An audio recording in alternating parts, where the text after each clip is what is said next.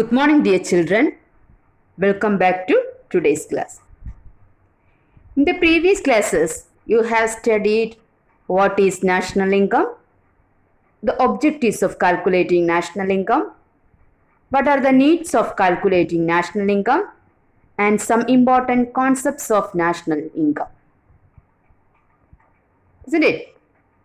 Today, we are going to discuss the remaining parts of the same chapter, national income. In the previous class, we have seen that the production process generates income. Incomes so generated are spent on goods and services. This expenditure creates demand for more goods and services, facilitating increased production. Thus, production, income generation, and expenditure become three phases of a continuous circular process. Therefore, we can look at national income in three ways: as a flow of goods and services produced, second, as a flow of income, third, as a flow of expenditure. To measure national income at each of these three phases, we require different methods. If we measure national income at the phase of production, we have to calculate the net value added by all the producing units in the economy. If we measure national income at the phase of income generation, we have to find out the total value of income generated in the process of production.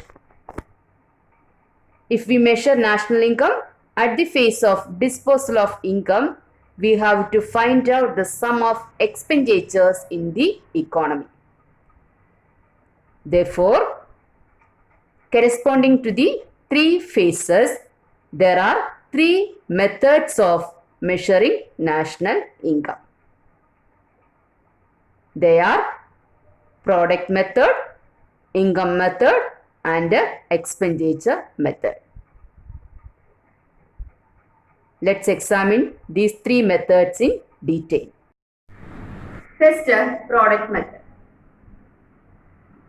Under the product method, the national income is calculated by adding up the money value of all goods and services produced by primary, secondary, and tertiary sectors. How calculated the national income on the basis of product method? The national income is calculated by adding up the money value of goods and services produced by three sectors: primary, secondary, and tertiary sectors. It is useful for assessing the contribution of each of these sectors towards the national income. It is also used to analyze which sector contributes the most to national income. Understood? For what purpose we use the product method? To assessing the contribution of each of three sectors and analyze which sector contributes the most to national income. For that we use product method. Do you understand? Another method, income method. Income method is the reward received for the factors of production. In income method, national income is calculated based on rent, wages, interest, and profit, which are the rewards for factors of production. Understood? This method is helpful in analyzing the contribution of each factor of production to the national income. Understood? I will say once more. income method is the reward received for the factors of production. In income method, national income is calculated based on rent, wages, interest and profit, which are the rewards for factors of production. This method is helpful in analyzing the contribution of each factor of production to the national income. Another method is expenditure method. The expenditure method is used to estimate the national income by calculating the expenditure incurred by individuals, firms and government in a particular year. Okay, expenditure of individuals, firm and government. Okay, in economics, just like consumption expenditure, investment is also considered as an expenditure. So, there are three types of expenditures are there: consumption expenditure, investment expenditure and government expenditure. All of you understand? Do you know which agency that estimates the national income of India? The Central Statistical Office, CSO, is the official agency that estimates the national income of India. The estimation is done mainly for the purpose of planning and development activities of the government, and it also helps to understand the nature of the employment sectors and the types of employment the people are engaged in India. Okay, the assessment of national income is a tough job. So, it faced some difficulties in calculating national income. Let's examine. First one, lack of reliable statistical data creates difficulty in estimating national income. That is the first challenge faced to estimate the national income. Lack of reliable statistical data creates difficulty in estimating national income. Another challenge, there is a chance of calculating the money value of goods and services more than one time.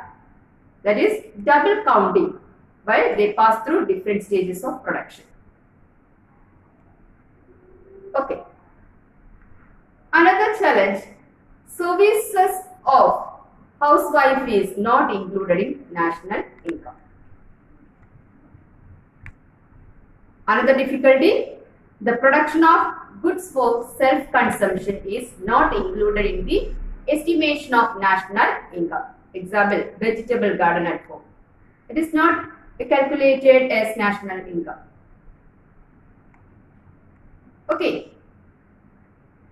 Another difficulty, ignorance and illiteracy of the people create problems in collecting statistical data. Another challenge, the practical difficulty in assessing the money value of services impede the correct estimation of national income. Understood? Another difficulty, consumers seldom maintain records of expenditure incurred by them. These are the difficulties faced by our economy for estimating national income. What are? Lack of reliable statistical data. There is a chance of calculating the money value of goods and services, that is double counting. Then services of housewife is not included in national income. The production of goods for self-consumption is not included in the estimation of national income. Ignorance and illiteracy of the people creating the problems in collecting statistical data. The practical difficulty in assessing the money value of services. Then consumers seldom maintain records of expenditure incurred by them. These are the difficulties faced by our country for estimating national income. All of you understand? Today, as a part of the tertiary sector, growth of services based on knowledge is happening on a large scale. Understood?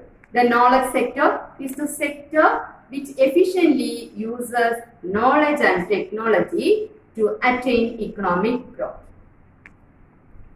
Today, modern technology and information and communication possibilities have grown and developed into knowledge economy. Education, innovation, and information and communication technology form the basis of knowledge economy.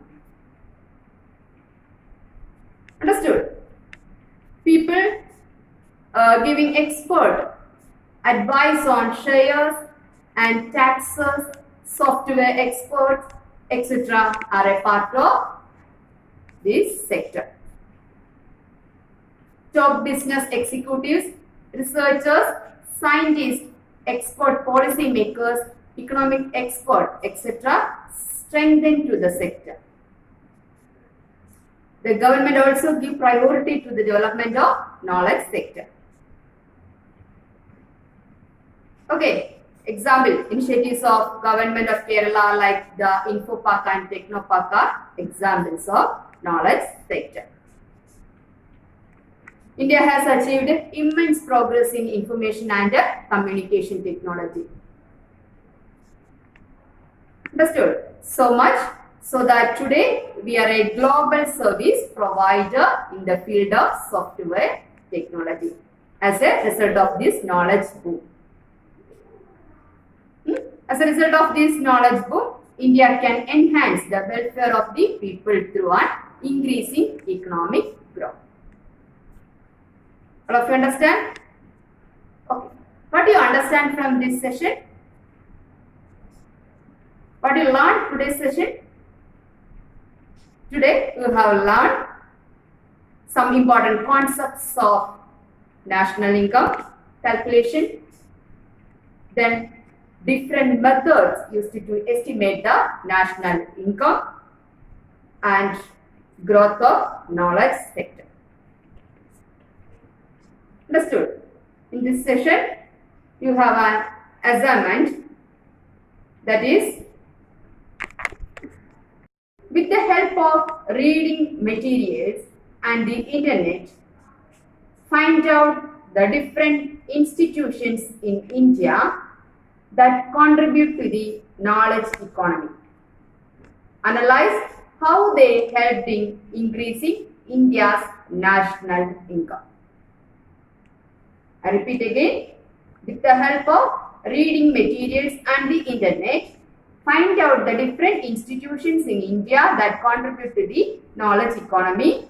Analyze how they help in increasing India's national income.